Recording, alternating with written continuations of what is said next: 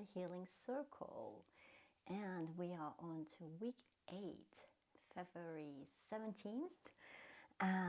Yes, so today I would like to bring in a different aspect of winter. So in traditional Chinese medicine, as we've talked about before, we talked about the organs that was related to winter time with the Chinese medicine. But today, I'd like to bring your attention to the color black. That interestingly is related to winter season. So why is the color black related to winter time? But actually, when we talk about water in the Chinese tradition, the color black represents water. And it's quite interesting as well to think about this quality of the color black and how does it relate to winter and aspects that we can pay attention to, right? So first of all, when we think of color black, we think of it relating to death, as we have talked about, allowing things to die, allowing things that needs to be let go of and finished. And in a way, you can think of it as bringing it back to earth. You know, the dark, fertile soil is very dark in color as well, right? And when we talk about black, darkness, and we're talking about the absence of light, actually, right? Or that it is absorbing and taking in all. So again, reminding us of this aspect of introspection, going within and digging deep, like digging deep into the earth where there wasn't light, but sitting with the shadow and exploring our relationships with the darker sides, with the shadow sides. And as we've spoken a few times, winter, it is this time of introspection, of coming within and reflecting. Not so much in pushing forward and actioning, but in taking in how we have evolved, and this aspect of, well, of all the seasons past, this cycle of life that keep happening. Now we're into a phase where I need to let go of some things and make space for the new.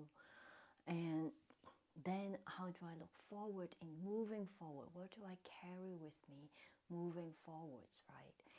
So this are all aspects when we are thinking about just the color black, remembering that is the color for the winter.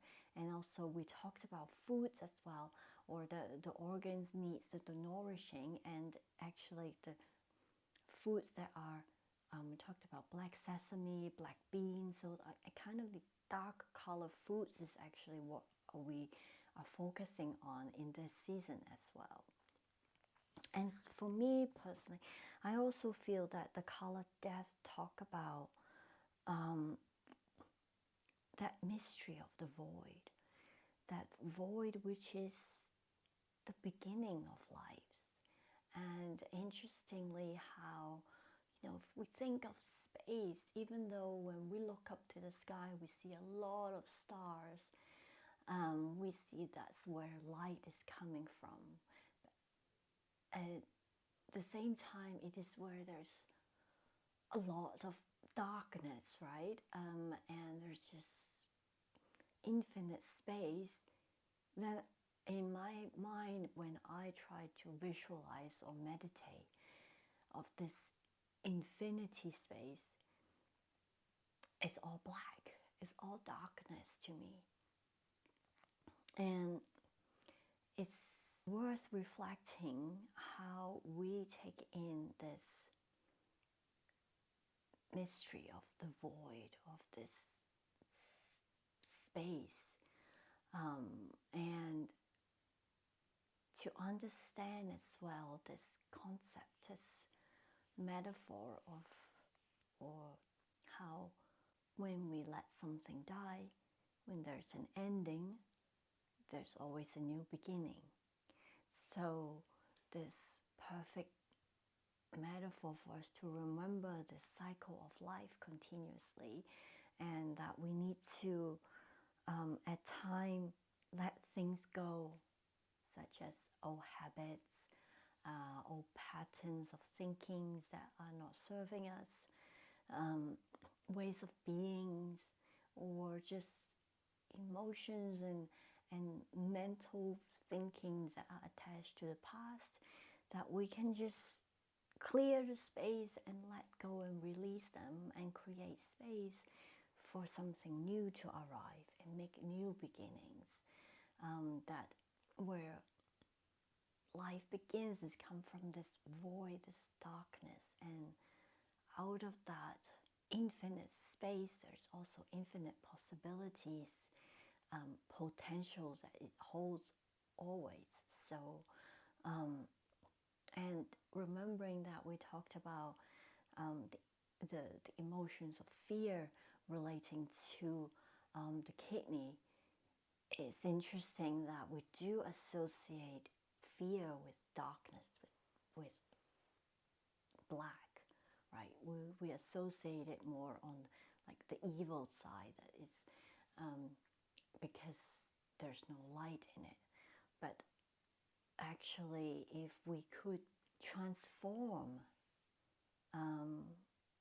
just as we understand of energy, that it cannot be created or destroyed, but it will always be transforming.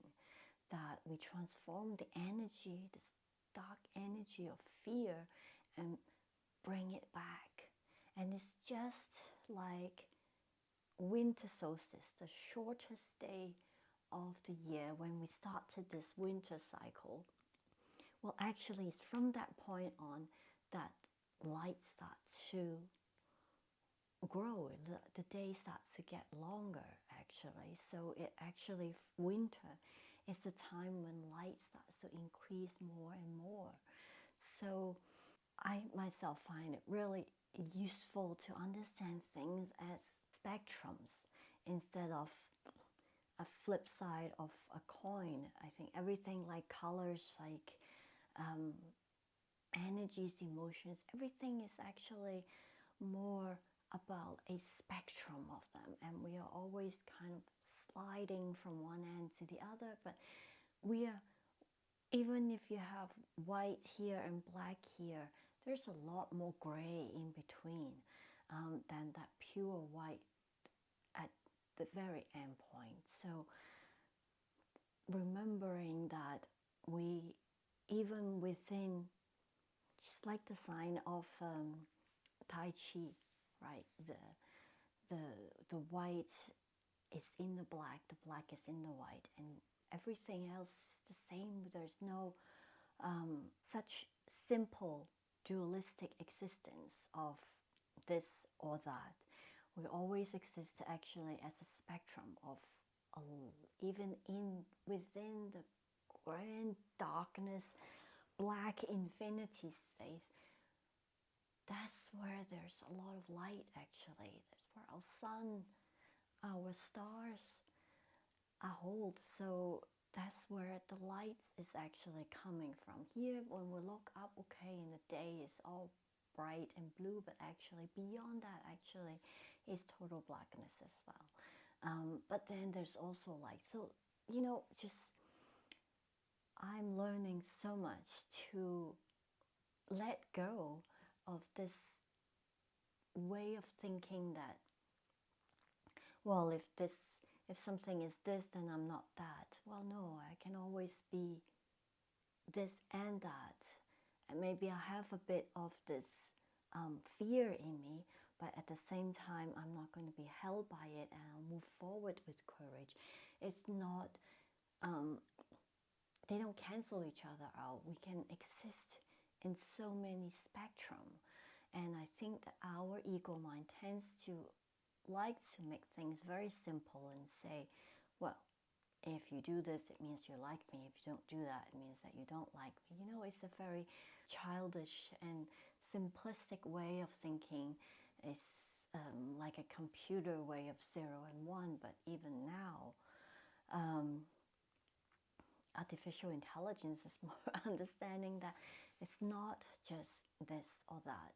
You can have things that are intertwining. There's a lot more nuance in everything. In the colors, in all spectrums of colors, there's always a bit of something else in there.